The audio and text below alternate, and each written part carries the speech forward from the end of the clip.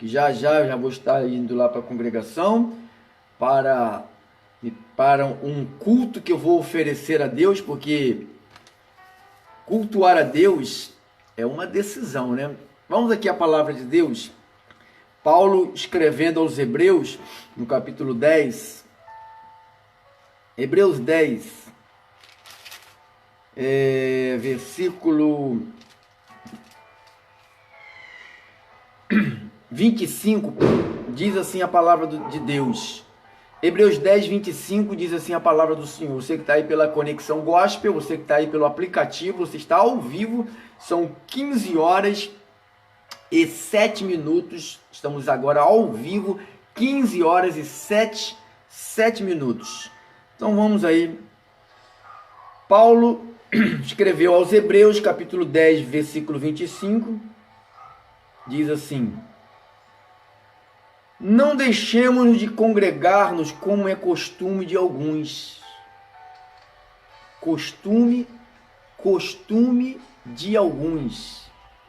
Antes, façamos admoestações, e tanto mais quando vede que o dia se aproxima.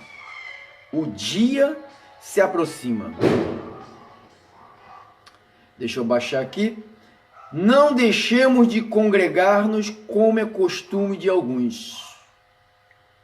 O nosso assunto que eu vou abordar agora é um assunto muito importante. Estava aqui pensando, fazendo um balanço aqui da vida dos discípulos de Cristo, dos apóstolos de Cristo, do povo de Deus, do Antigo Testamento, do Novo Testamento, da igreja quando surgiu, depois do Pentecostes, depois da vinda do Espírito Santo. Estava assim fazendo um balanço, uma análise do comportamento da igreja depois de serem revestidos do poder. O que esses homens tinham medo? Qual era o medo que esses homens tinham? Qual era o medo? O que eu coloquei até aqui? Até que ponto você arriscaria a sua vida por amor do Evangelho? Estou falando para você que está pela rádio aí, você que diz que é crente, que é cristão, que é de Deus, que é ovelha, que é predestinado, que é eleito de Deus. Até que ponto você arriscaria a sua vida pelo reino de Deus, pelo Evangelho, pela palavra, pela verdade? Até que ponto você iria? Até onde você iria? Não precisa me responder. O que você faz já responde a sua vida. O que você tem feito da sua vida já responde até onde você iria. Tá? Ninguém precisa dizer, eu vou até o fim, eu vou até ali, eu vou até aqui. Não. Cada um sabe até onde iria. Por amor ao Evangelho, por amor à palavra, por amor, até onde você... Eu coloquei essa pergunta. Até que ponto você arriscaria a sua vida? Ou seja, até que ponto você iria... enfrentaria perdão, a morte? Você enfrentaria a morte? Você teria coragem de enfrentar a morte? De arriscar a sua vida? Arriscar a sua vida? Porque se você não arrisca a sua vida por amor a Cristo, você não é de Cristo. Você não tem nada a ver com Cristo. Se você tem medo, a Bíblia diz que o verdadeiro amor, ou seja, se eu tenho Deus na minha vida, o verdadeiro amor lança fora o medo. Não precisa responder, irmão, nem precisa ficar deprimido, nem precisa ficar triste. Até que ponto você arriscaria a sua vida pela obra de Deus? Para que o Evangelho chegasse às pessoas, mas através de você. Se Deus lhe aparecesse ou se Deus enviasse um profeta, ou se Deus enviasse sua palavra diretamente para você e falasse dos teus ouvidos, te acordasse de noite, te acordasse de madrugada e dissesse a você: vai lá pregar o evangelho, vem aqui, faça essa reunião ali, congregue ali, reúna pessoas ali, fale com elas ali. Até que ponto você arriscaria, se você tivesse que correr risco em fazer isso? Porque os discípulos de Jesus Cristo não teve um sequer minuto na sua vida de sossego para que não se arriscasse a sua vida. Eles arriscaram a vida deles. E arriscaram. Estava aqui dando uma olhada no livro de Atos. Pedro, Tiago, Paulo, Filipe, Estevão, até que ponto Estevão arriscou a vida dele pelo evangelho? Até que ponto? Você já sabe, você sabe o que aconteceu com Estevão? Não sabe? Não sabe. Você está pela rádio, você não sabe. Não sabe. Estevão foi morto a pedrada. Paulo estava lá, Paulo de Tarso estava lá. Foi morto a pedrada. Então, para essas pessoas que se envolveram com Cristo, Cristo se envolveu com elas. Cristo invadiu a vida delas. Cristo tomou a vida delas. Elas se sentiam que a vida delas não pertencia mais a elas.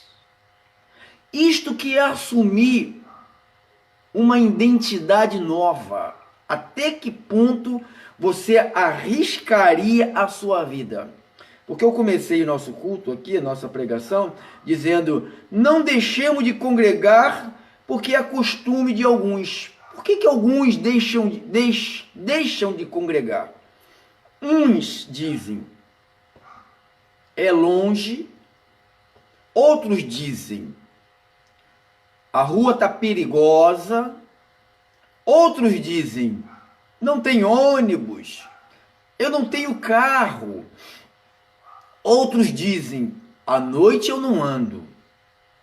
Outros dizem: minha mãe não deixa eu sair. O outro diz: meu marido não vai, eu também não vou. Então, cada um, até que ponto você arriscaria a sua vida? Porque se você vê a vida dos discípulos de Cristo, dos apóstolos de Cristo, dos homens de Deus, das mulheres de Deus que foram lançados na fornalha, que foram lançados na cova dos leões, que foram jogados aos leões, era um espetáculo, faziam um espetáculo com os crentes. A diversão deles era jogar os crentes, todos que não negavam a Cristo. Todos que não negavam a Cristo, não negavam a eficácia de Cristo. Até que ponto? Até que ponto você arriscaria a sua vida?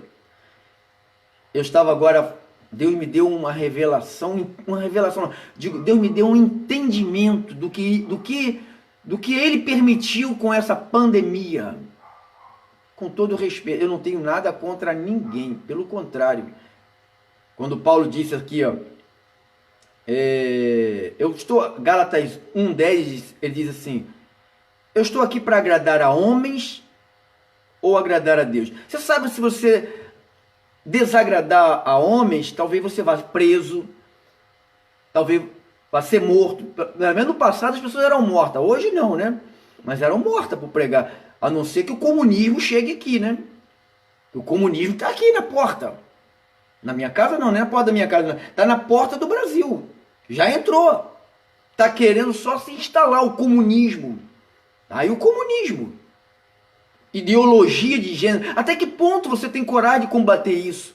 Até que ponto você tem coragem de dizer que homem é homem, mulher é mulher e não existe o terceiro sexo? Até que ponto você tem coragem de combater isto? Até que ponto você vai dizer: não roubarás, não matarás, não seja corrupto, governe com um governo celestial, governe com justiça? Até que ponto você teria coragem para falar perante uma autoridade e defender a verdade sem ter medo de ser zombado ou criticado ou atacado ou, quem sabe, preso ou morto?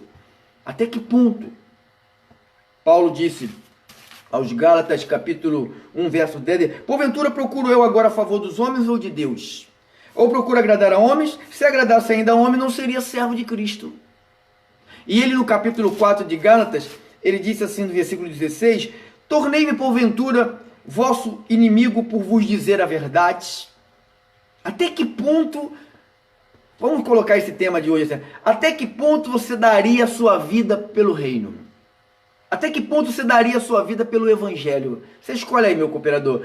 Até que ponto você daria a sua vida pelo evangelho, para pregação, para que Deus usasse a sua vida? Até onde você teria coragem de ir? Eu disse que Deus me deu algo agora. Eu já estava com isso na minha mente, pensando, porque tudo tem um porquê. Tudo que acontece na terra, Deus tem o controle. Tudo que acontece nessa terra, eu perguntava, meu Deus, por que isso, né? Eu ficava, por que esse negócio, esse vírus, por que essa praga, essa coisa que está assim, todo mundo com medo, por quê? Todo mundo com medo não, né? Todo mundo com medo não. Aí você diz isso, você está dizendo, você está na rádio aí, está dizendo, todo mundo tem medo, todo mundo com medo não. Você não tem medo de morrer? Eu não, porque eu já estou morto. Morto já estava, eu estava morto quando eu tinha 15 anos, 14 anos quando eu comecei a usar maconha, cocaína, droga, eu era morto, lá que eu estava morto, eu já estava morto. Deus me deu vida, agora eu tenho vida, eu vou ter medo de quê? De defender a verdade? Pastor, então, que a gente não tem muito tempo, pastor, já se passaram 18 minutos, o senhor tem agora 12 minutos para o senhor terminar essa pequena entrada, né? Até que ponto você iria? Porque os discípulos não tinha até aqui. Não, se me acontecer isso, diz a história aqui, ó. O profeta Ágabo pegou o cinto do apóstolo Paulo, falou para Paulo, olha, o dono desse cinto aqui, se ele entrar em tal cidade, vai ser amarrado, vai ser açoitado, talvez ele possa até ser morto. E Paulo falou, esse cinto é meu. Isso vai acontecer, pode acontecer comigo? É ter o cinto, Paulo, Então, isso vai acontecer com quem é o dono desse cinto, Mas Paulo falou assim, olha, eu estou disposto não só sofrer, não só apanhar, mas eu estou disposto a morrer. Até que ponto você daria, o que você daria de superior? Porque a pessoa pensa que Deus está atrás de dinheiro, a pessoa, não vou na igreja porque o pastor quer o meu dinheiro, pastor quer meu salário, pastor quer os meus 600 reais que eu ganhei do Estado, pastor quer minha aposentadoria, pastor quer nada, irmão. Pastor quer te ensinar a palavra, pastor quer te mostrar o que aconteceu no planeta Terra, no Brasil e no mundo, com essa pandemia. A única resposta que eu tenho para tudo isso foi me dado hoje. Eu já sabia com um pouco de incerteza e segurança, mas hoje foi me dado o porquê dessa pandemia. Por quê, pastor? Fala, por favor, em nome de Jesus. Está parecendo tão jornalista, daqui a pouco vai entrar o comercial. Não estou fazendo igual jornalista, não. Deus está mostrando a separação. Deus está mostrando a separação dos aprovados dos reprovados. Isto que está acontecendo no mundo inteiro, porque a igreja está no mundo, e se Deus permite que aconteça algumas coisas, é por causa da igreja.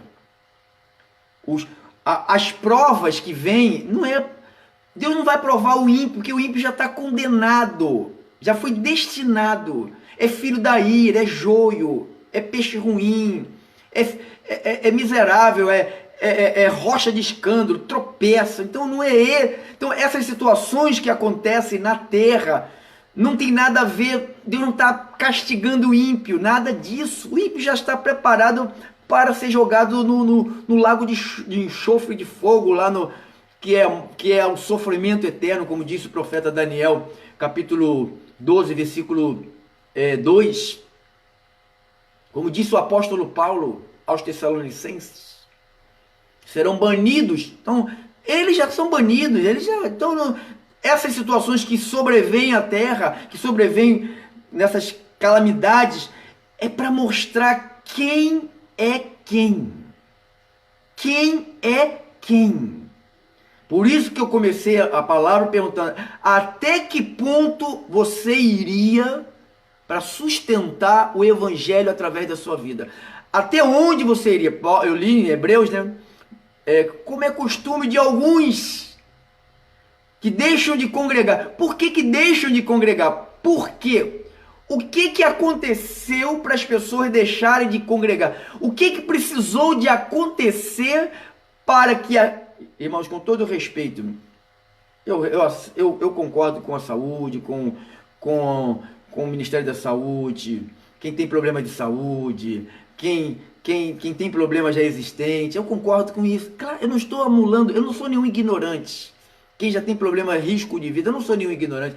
Eu estou falando com aquelas pessoas que não têm nada, são saudáveis, sabe? São jovens, saudáveis. Eu não estou falando com o Ministério da Restituição, eu estou falando com isto que aconteceu, é com a igreja de Deus, não é no Ministério Restituição, é com a igreja de Deus. A igreja de Deus, Deus, como falou lá, Paulo falou aqui aos Coríntios, capítulo de número 11, versículo 19, ele diz: porque até mesmo importa que haja partidos entre vós, para que também os aprovados se tornem conhecidos em vosso meio. Estou em 1 Coríntios 11, 19.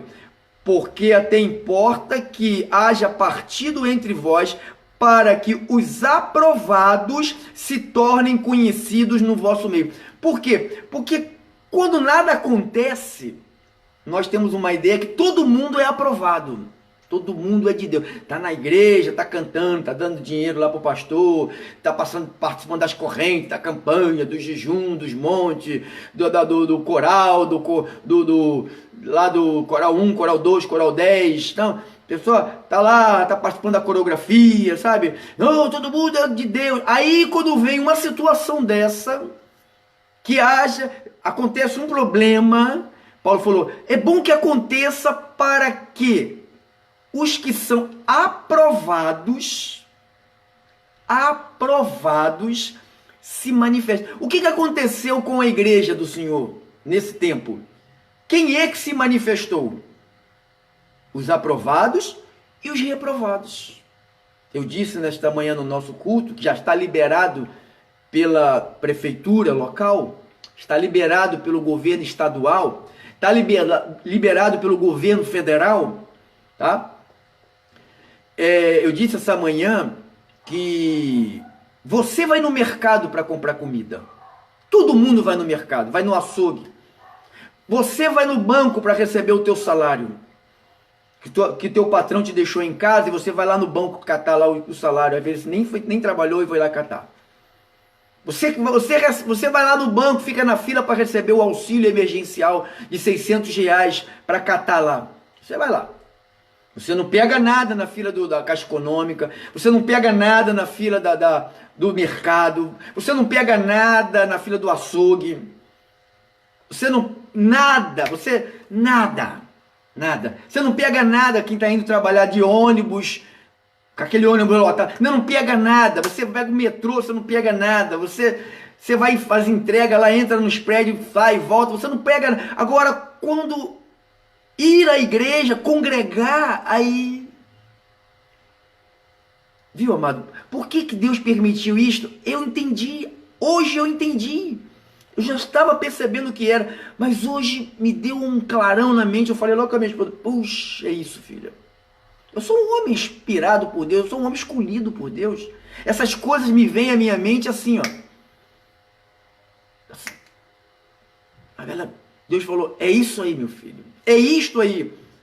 Porque os meus verdadeiros discípulos, como Pedro, como Tiago, como João, Paulo, os meus profetas que enfrentaram a morte, enfrentaram lepra, enfrentaram, como eu enfrentei, né? Enfrentaram gente com AIDS, como eu enfrentei, né? Com tuberculoso, como eu já enfrentei, pôr a mão sobre tuberculoso, com AIDS, com lepra, sem medo. Eu sou um homem de Deus, sou protegido por Deus. Você é uma mulher de Deus, você é protegida por Deus. Então, por isso que Paulo falou, olha, os aprovados estão aparecendo, mas também os reprovados estão sendo conhecidos. Estão sendo conhecidos. Irmãos, pastor, eu tenho problema de saúde. Eu não estou falando nada disso. Eu não estou falando nada disso. Pastor, eu tenho problema de pressão, eu tenho excesso de peso, sabe? Eu tenho problema de respiratório. Não estou falando nada disso. Você tem que se poupar, você tem que se cuidar. Eu estou falando daquela pessoa que vai no mercado, que vai lá no banco receber, que vai, não acontece nada. Agora, quando parte para ir congregar, para ir louvar a Deus, não posso ir 2 vezes, não posso uma só, sabe? Uma vez por semana, uma vez em 15 anos, sabe? Sabe por quê? Não. Se você, irmão, vamos ler a Bíblia. Eu não estou aqui acusando ninguém, eu estou trazendo vocês para a Bíblia, eu estou trazendo a igreja para o comportamento cristão, para uma vida cristã de verdade, não uma vida de blá blá blá, de repetição de versículo, de pousar de que é e não é, porque os reprovados são manifestos e os aprovados são manifestos. Então, queridos, você entendeu o porquê dessa calamidade? Deus não Deus quer matar os velhinhos, nada, mata velhinho. Quem foi? Porque chegou a hora. Deus só usou o Covid-19 para levar alguns. Deus só usou isto, porque iria.